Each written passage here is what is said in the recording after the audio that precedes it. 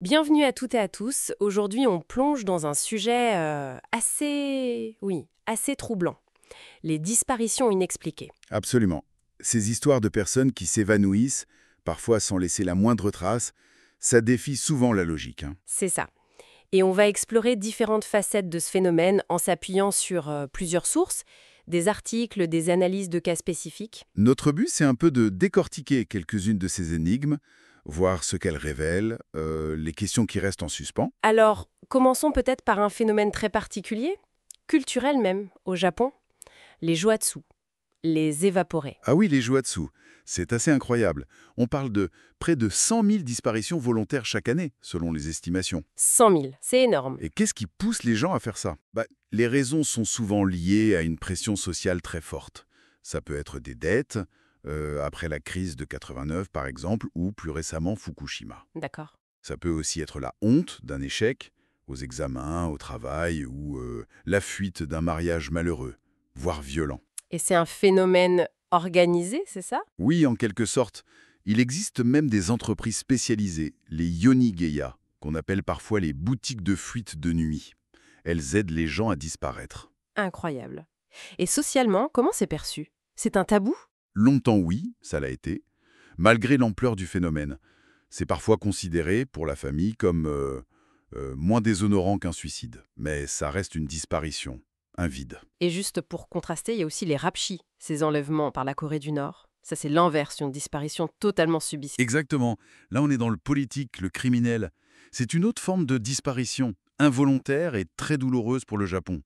Deux extrêmes, en fait. Passons du Japon aux grands espaces américains. Les parcs nationaux, des lieux magnifiques mais parfois théâtres de disparitions très étranges. Le cas d'Eric Lewis, par exemple. Oui, Eric Lewis, en 2010, sur le mont Rainière, alpiniste expérimenté, 57 ans. Il est avec un partenaire, et près du sommet, il disparaît littéralement de la corde. Comment ça, de la corde? Son partenaire le sent plus assuré, il regarde, la corde est lâche, le mousqueton de Lewis est vide, pas un cri, rien. Et on l'a cherché? Oh oui, 3 jours de recherche intensive. On a retrouvé son sac à dos et même une petite grotte de neige où il aurait pu s'abriter, mais elle était vide. Son corps, jamais retrouvé. C'est fou. On a des hypothèses? Le mal des montagnes, peut-être? On l'évoque, oui. Une désorientation due à l'altitude qui l'aurait poussé à se détacher volontairement. C'est une théorie, mais ça n'explique pas où il serait allé. Le mystère reste total. Autre cas déroutant, Catherine Wang en 1999, une chieuse. Oui, Catherine Wang, 48 ans, niveau intermédiaire. À Bear Valley, en Californie. Il fait beau, elle est sur une piste jugée facile, la Mokilumen West. Et Elle prend une petite variante, son mari l'attend en bas de la piste, elle n'arrive jamais. disparue sur une piste facile par beau temps. Exactement. Recherche immédiate, massive. Pisteur, chien, hélico, rien de rien. Aucune trace. Et alors, on l'a retrouvée? Des mois plus tard. Enfin. Des restes. Quelques fragments d'os, des cheveux, des affaires personnelles éparpillées. Et le plus étrange, c'est l'endroit. C'est-à-dire? À 800 mètres en dehors du domaine skiable, dans un canyon très difficile d'accès, surtout pour une skieuse de son niveau. Comment elle est arrivée là? Mystère. Cause de la mort? Indéterminée. Encore une fois, ça défie la logique. Et il y a aussi ce cas plus ancien, Jim Carter. Ah, Jim Carter, 1950, Mont-Saint-Hélène. Skieur et photographe chevronné.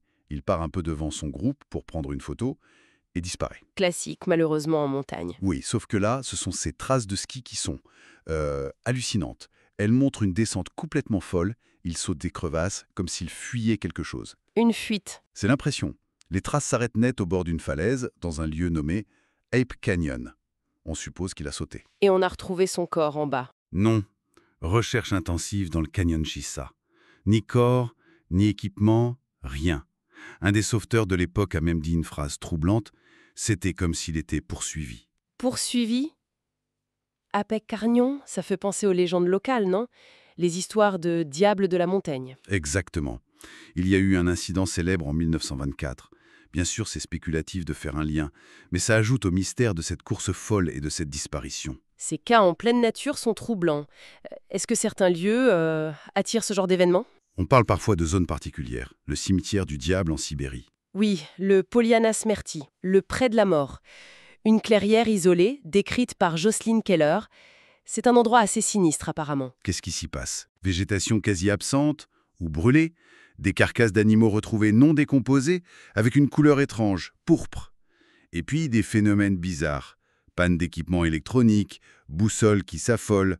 Et des disparitions humaines. Oui, on parle d'une centaine de personnes disparues dans les environs, surtout dans les années 80-90, après que le lieu ait été médiatisé. Et ceux qui y vont rapportent souvent des malaises, maux de tête, anxiété intense.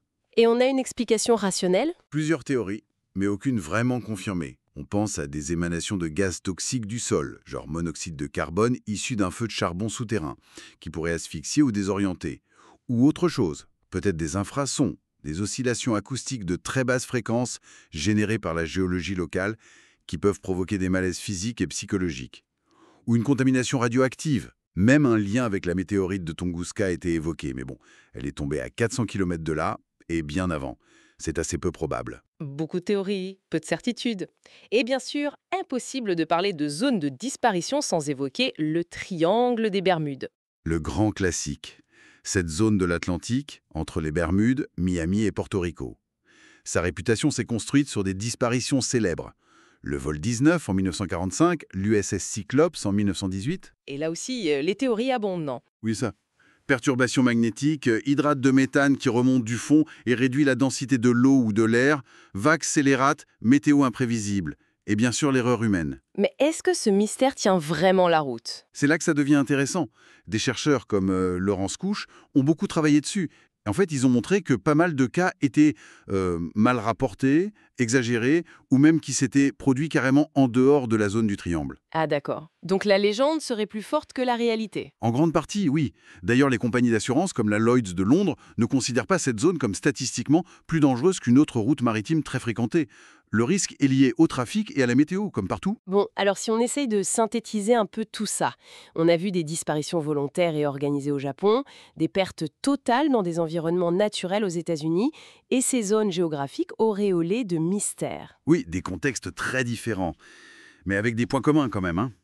Souvent, l'absence de preuves tangibles, des circonstances qui nous échappent, et puis le rôle de l'environnement, qu'il soit social, naturel ou légendaire. Et ça continue de nous fasciner, malgré toutes nos technologies, nos GPS, nos moyens de communication. C'est ça, ces énigmes persistent. Elles nous renvoient à nos propres limites, à l'idée qu'il y a encore de l'inconnu, de l'inexpliqué. Une exploration qui nous laisse finalement avec beaucoup de questions, peut-être plus qu'au départ. Et c'est peut-être ça l'essentiel. Au-delà de chercher des réponses factuelles à tout prix, qu'est-ce que cette fascination collective nous dit sur nous-mêmes, sur notre rapport à l'inconnu, à la perte de contrôle, et peut-être à cette idée tenace qu'une partie du monde, elle nous échappe encore, fondamentalement.